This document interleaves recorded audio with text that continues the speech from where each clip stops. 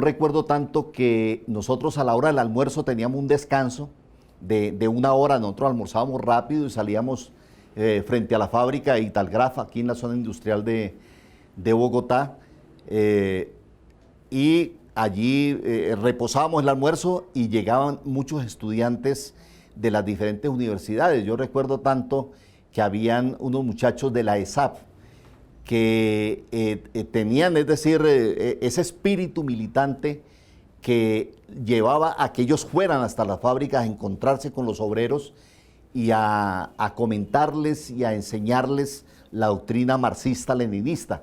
En 1971 se hace el congreso de la CGT y surge una cuarta central, porque ya venía la UTC, la CTC, la CSTC y surge la CGT.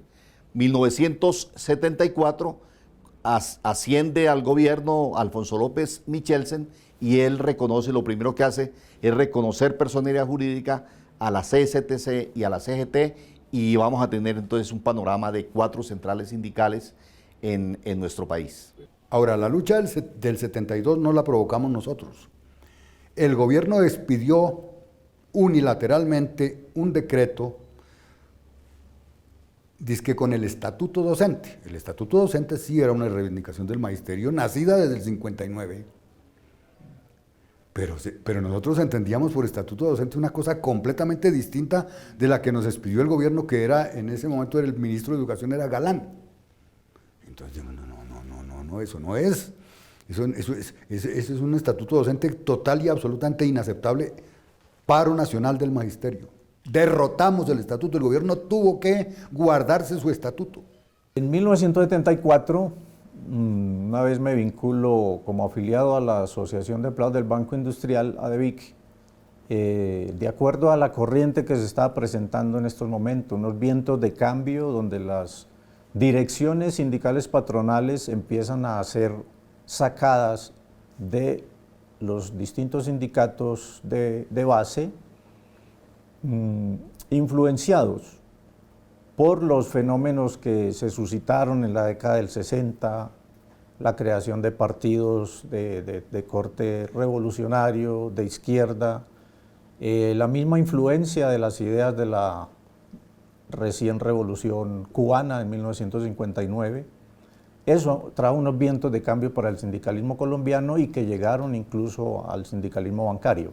El congreso de la CSTC que se convocó, digamos, para formalizar la afiliación de FECODE y de otro montón de organizaciones que se afiliaron en ese momento a la CSTC, en el año 74,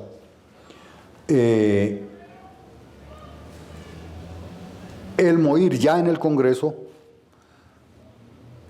le planteó al Partido Comunista que la dirección que saliera del Congreso debía ser paritaria, es decir, la mitad de los dirigentes del MOIR y la mitad de los dirigentes del partido. El partido obviamente no aceptó esa tesis, primero porque en el Congreso no solamente había Partido Comunista y MOIR, había otros sectores. Y nosotros no podíamos, pues, atropellar a los demás sectores y repartirnos la dirección dejando a todo el mundo por fuera. Es decir, eso era una cosa completamente antidemocrática. Nosotros le dijimos, no, compañeros, nosotros nos sometemos al juego de la democracia. Es decir, que los trabajadores presenten sus planchas y votamos y lo que salga. Pero todo el mundo queda contento porque todo el mundo tiene igualdad de derechos. Pero aquí no puede haber una situación en la que hay 2 sectores que tienen todos los derechos y se reparten los cargos y los demás sectores no tienen ningún derecho. Es decir, eso no podemos hacerlo de esa manera. Como no les aceptamos esa propuesta, entonces, bueno, se retiraron del Congreso y tal, y luego comenzaron a trabajar por la desafiliación de FECODE, de la CSTC, de FECODE y de los demás sindicatos que se habían afiliado en ese proceso a la CSTC. Para 1976 se sucede una huelga en el Banco Popular que más tarde sería apoyada por los trabajadores del Banco Cafetero, del Banco Central Hipotecario, una huelga de solidaridad, una huelga que dura 113 días, huelga que incidió en todo el movimiento sindical bancario, hubo tomas de iglesias, los sindicatos bancarios, el Sintrapopular, apoyado por estos otros sindicatos del Banco Central Hipotecario y del Cafetero, tomaron iglesias importantes en las capitales del país. En Bogotá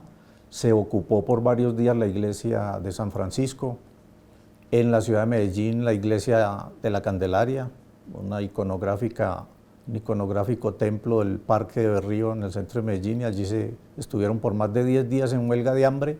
La Ermita en la ciudad de Cali. Esto, tanto para el movimiento sindical como para la iglesia, la iglesia en muchos de sus prelados tomaron parte y en apoyo de esta huelga de los trabajadores del Banco Popular, como hubo también parte de la iglesia que de una manera muy reaccionaria lo que hicieron fue pedir que fueran desalojados de estos templos y de las iglesias los dirigentes sindicales bancarios. Que esa huelga tenía mucha importancia y que podía degenerar pues en una tragedia, porque ya llevaba muchos días y el gobierno no se prestaba a negociar. Entonces empezamos a celebrar unas eucaristías ahí en la iglesia con los huelguistas, pero la segunda tarde iba muchísima gente, iban todos los familiares de los sindicalistas, pero además muchísima gente más. Y el cardenal de Bogotá, la segunda noche, prohibió que se celebrara la misa ahí, en medio de la huelga. Entonces tomamos la decisión de hacerla en un espacio público, que fue el Parque Santander. Esa tarde que celebramos la misa en el Parque Santander, hubo realmente una multitud tan grande que se taponó el tráfico por la carrera séptima, ¿no? Y esa misma noche o al otro día el cardenal intervino por las emisoras sancionándonos a todos, retirándonos las licencias ministeriales.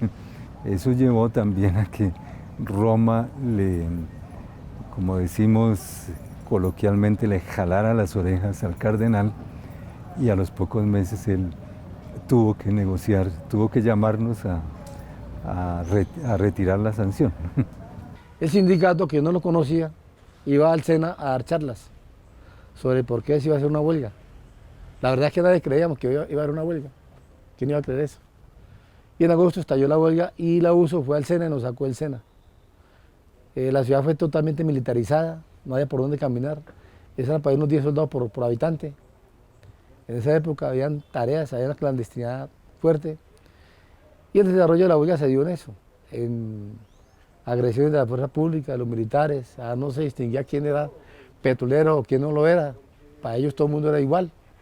Había entaponamientos, había grandes marchas. En 1977, por alguna coyuntura de carácter político, porque Tulio Cuevas dirigía a la UTC y hacía parte del ospinopastranismo, y no estaba conforme con el gobierno de Alfonso López Michelsen, y participó, es decir, impulsó para que la CTC también estuviera allí, junto con la CGT y la CSTC, y organizamos el paro cívico de 1977.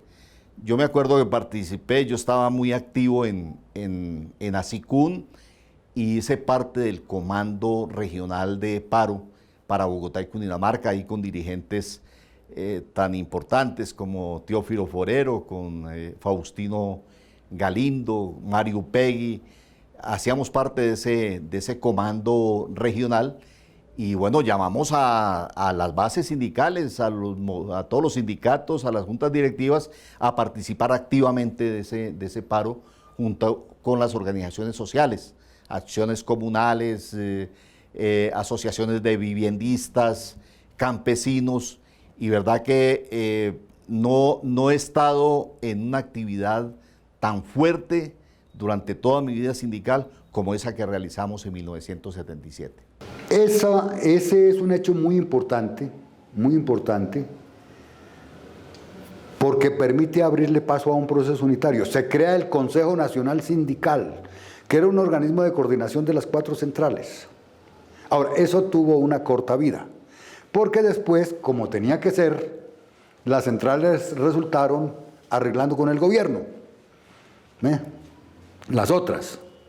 Bueno, pero nosotros habíamos hecho un trabajo de unidad muy importante que dejó sus frutos también.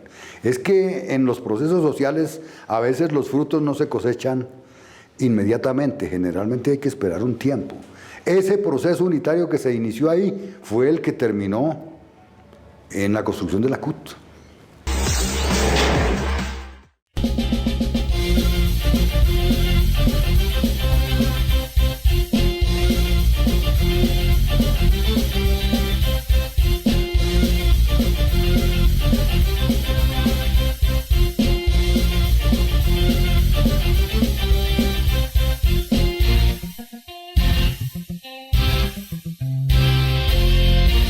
Contacto Social, el informativo de los trabajadores.